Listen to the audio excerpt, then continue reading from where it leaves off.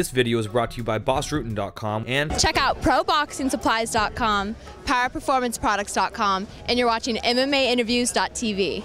Spencer Lazar at MMAinterviews.tv alongside Stephen Thompson, Wonder Boy.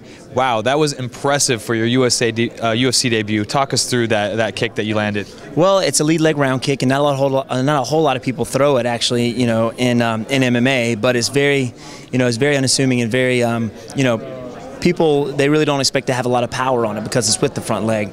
But coming from a karate background, I use it very well. I use my hands to set it up, and I had a perfect opportunity to do it. And I set it up with my hands, and I threw it over the guy's shoulder where you can't see it, and I hit him with it. That's what they say. It's always the ones you can't see coming that hurt the most, because it wasn't shin, it was foot, but still knocked him out cold. Yeah, and like you said, the ones that you don't see, definitely the ones that hurt you.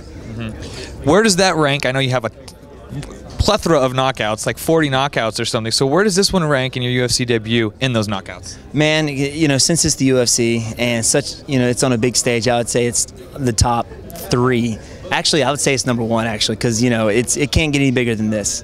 Do you think you'll get the knockout of the night bonus? I'm hoping. That would be awesome. But I'm just glad to be here, man. Has your training changed? How has that changed, moving into MMA from karate? Actually, my karate background is it's a Kempo karate background, and in Kempo it's American style. It's we do the striking, we do the wrestling and the jiu-jitsu, because 99.9% of the time in a street situation you may end up on the ground. So I've been doing MMA for basically my entire life.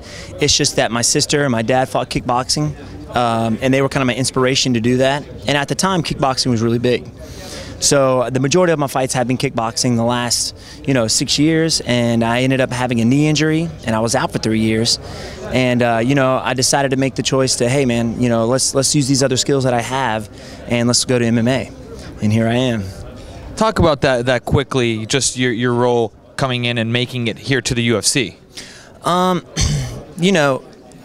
This is big, man. I mean, this is awesome. I'm just happy to be here, and I've worked really hard every day. I've trained with the best coaches and best trainers.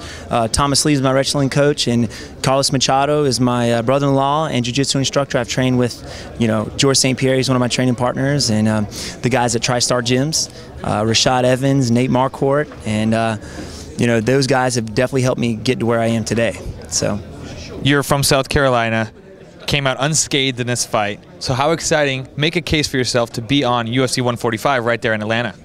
That would definitely be awesome if I could do that in Atlanta. It's very close to my hometown, and we'll definitely have a big crew there, and if that happens, it happens, and I'll be ready. Okay, we appreciate the time. Stephen Wonderboy Thompson, impressive performance here at UFC 143.